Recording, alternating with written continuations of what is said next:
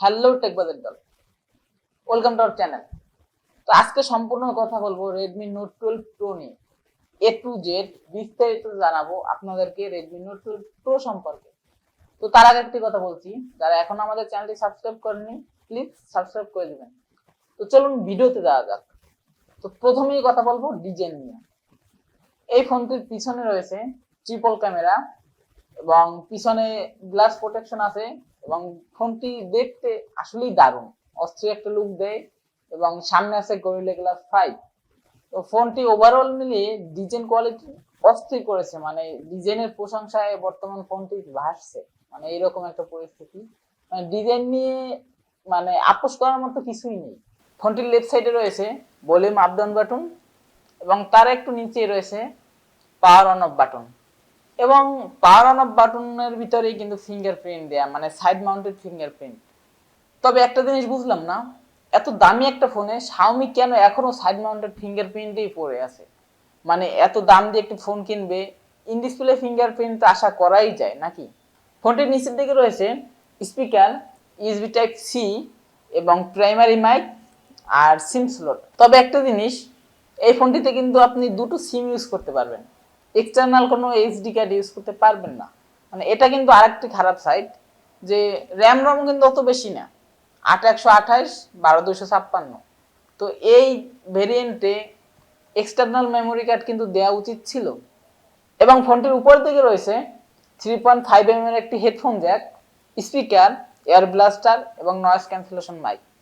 তবে একটা জিনিস কিন্তু আসলে ভালো লেগেছে, যে অন্যান্য কোম্পানি দেখবেন যে 30 to 40K এরকম বা একটু প্লাস এর আশেপাশে যে দামের যে ফোনগুলো, এগুলোতে কিন্তু আপনার ইয়ারফোনের জ্যাকটা দেয় না, মানে ইদানিং কিন্তু ইয়ারফোনের জ্যাকটা সরিয়ে নিচ্ছে। তবে Xiaomi কোম্পানি কিন্তু এটার ব্যতিক্রম করেছে, মানে এই রেঞ্জের ফোনেও কিন্তু ইয়ারফোন জ্যাকটা দিয়ে যাচ্ছে।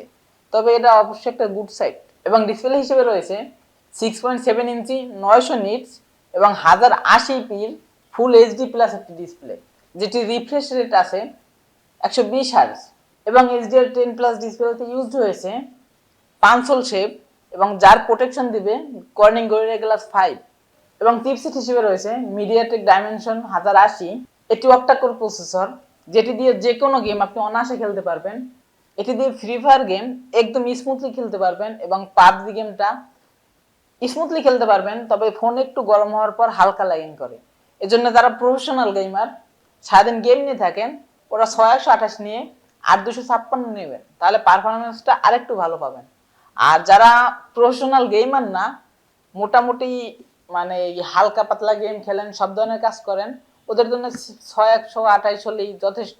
এবং ক্যামেরা সেকশনে রয়েছে 50 megapixel main shooter, 8 megapixel ultra wide lens এবং 2 মেগাপিক্সেল মাইক্রো।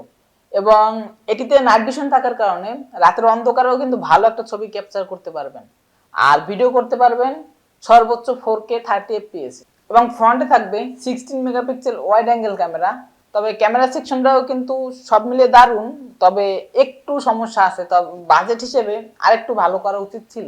এবং এই ফোনটির ব্যাটারি সেকশনে থাকবে 5000 mAh এর একটি লিথিয়াম পলিমার নন রিমুভাল ব্যাটারি, যেটিকে ক্ষমতা দিবে, মানে চার্জ দিতে চার্জার হিসেবে থাকবে 67 ওয়াটের একটি ফাস্ট চার্জার, যেটি দিয়ে আপনি 50 মিনিটে ফুল চার্জ করতে পারবেন।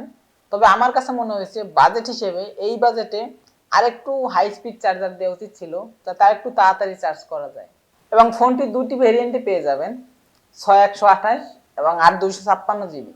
6128-এর দাম পড়বে 28,000 কিংবা আশেপাশে এবং 8256 32,000 কিংবা এর আশেপাশে।